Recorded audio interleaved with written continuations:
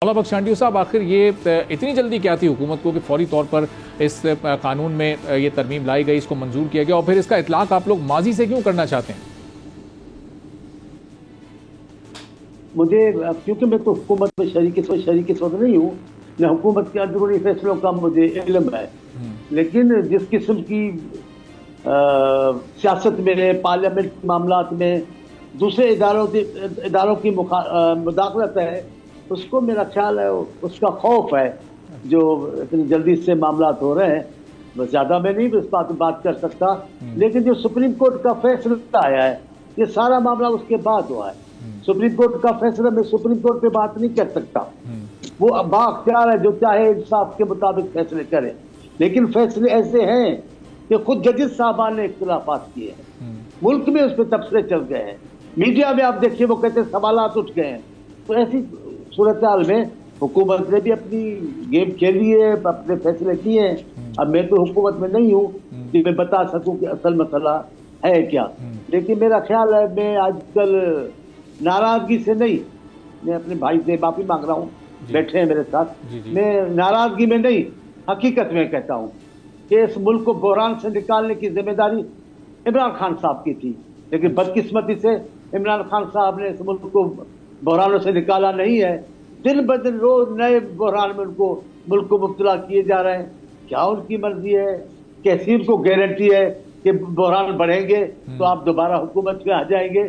लेकिन मेरा अपना ख्याल है, बहरान में बढ़ेंगे और फिर हुकूमत में आएंगे खान साहब, तो वही कुछ करेंगे जो माजी में किया। अच्छा, तो ये जिम्मेदारी जो आप मौलाना बख्श साहब फिक्स कर रहे हैं सिर्फ खान साहब पर, तो ये सिर्फ एज अपोजिशन अभी, या पिछली हुकूमत के तौर पर सिर्फ उन्हीं की जिम्मेदारी थी, या उस वक्त आप लोग अपोजिशन में थे? नहीं, मैं इस करूं, जब आपको अख्तियार मिल जाए, अगर आप अपोजिशन लीडर हैं तो बहस है अपोजिशन लीडर के, लेकिन अगर आपको हुकूमत मिली है तो पहले आपको करनी चाहिए। अभी आप क्या कहते हैं, लोग हमारे साथ हैं, वो फलाने फार्म वाले हैं, हम उनको नहीं मानेंगे, फला पार्टी से हम बात नहीं करेंगे, तो बहरान की जिम्मेदारी में किस पे आयद करूं? आप बात नहीं करेंगे तो मसाइल हल कैसे होंगे? जी। दुनिया में तो दुश्मन ममालिक से बात की जाती है, आप बचते हैं, अपने मुल्क में जानी दुश्मन बात करते हैं। तुर्की ने कैसे बहरान हल किया? सही। जिन्होंने उनको उतारा उन्हीं से बात की। अच्छा, वो जो बात नहीं करेंगे वाला आपका पॉइंट अपनी जगह, उसको अगर अलहदा रखें तो 8 फरवरी के जो इंतखाबात जिसमें ये कहते हैं, क्लेम करते हैं कि हमने सबसे बड़ी कामयाबी हासिल की, तो वो तो पीपल्स पार्टी के भी बहुत से लोग कहते हैं कि वहाँ धांधली हुई। कादिर मंदूखेल साहब के पास वीडियोज हैं, और दीगर लोग एतराज़ करते हैं, लाहौर में भी, कराची में भी बड़े एतराज़ात हैं आपको। आई मैं एतराफ़ कर रहा हूँ और बात कर, मेरी याद में एक भी इलेक्शन ऐसा नहीं है जिस पर ये इल्जाम नहीं आयद किए गए हो तो धांधली हुई है, ये नतीजा धांधली का है। हमने देखे बड़े बड़े इलेक्शन, पूरी रिजल्ट चुराई गई। मियां साहब को ला जिंदगी दे, उनके दौरे हुकूमत में पीपल्स पार्टी को 2 सीटें मिली। आप तस्वर कर सकते हैं कि पूरे पाकिस्तान, पंजाब में 2 सीटें, ऐसा नहीं था। तो हर इलेक्शन पे इल्जामात लगते हैं, शक शुबात बढ़ते हैं, लेकिन उसका मतलब ये नहीं है कि उस गुस्से पर पूरे निजाम को ही सबूताज किया जाए, पूरे निजाम की बसात लपेट दी जाए। ऐसा कोई भी मोहबे वतन हुक्मरान नहीं करता है। ठीक है मौलाना बख्शांडियो साहब, ये आप तवक्को ये कर रहे हैं कि पाकिस्तान तहरीक इंसाफ आप लोगों के साथ मिल बैठे, जो इस वक्त एक अनसर्टेनिटी है पॉलिटिक्स में हमारी, ये ख़त्म हो, लेकिन फिर जब कोई कानून साजी आपको करनी है तो उसमें भी तो इनको एतमाद में लेना पड़ेगा, जिस पर इनके बहुत सारे तहफ़्फ़ुज़ात हों, उन तहफ़्फ़ुज़ात को भी आपको सुनना पड़ेगा, कोई वे आउट निकालना पड़ेगा। इस तरह अगर आप लोग वन साइडेड डिसीजन लेते रहेंगे तो फिर ये रिएक्ट तो करेंगे, ये रेजिस्टेंस तो अपनी शो करेंगे। ये आपकी दुरुस्त बात है, ये आपकी दुरुस्त बात है, इनको लेना चाहिए एतमाद में, लेकिन एतमाद में उनको लिया जाता है जो एतमाद में आने को तैयार हो, जो बातचीत का आगाज ही करे और उधर से आज़ान देना शुरू कर दें, हमें पीपल्स पार्टी से बात नहीं करनी, हमने इस फार्म वालों के हुक्मरानों से बात नहीं करी, इन जाली मुंतखब लोगों से बात, तो किससे बात करोगे?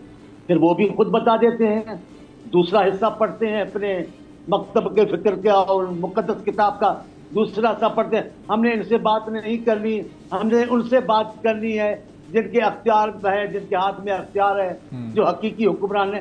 ये क्या बात करते हैं? ये सियासतदान ऐसी बात करते हैं, जमहूरी लोग ऐसी बात करते हैं, इनकलाबी लोग ऐसी बात करते हैं, अवाम में तब्दीली लाने, निज़ाम को बेहतर बनाने वाले ऐसी बात करते हैं। आपको बात पार्टियों से करनी चाहिए, कितनी भी नाराजगी हो, मुल्क को बहरान से निकालना है तो सियासी पार्टी को बिठाना है। मेरे पास तो मिसाल है, हम राजी नहीं थे।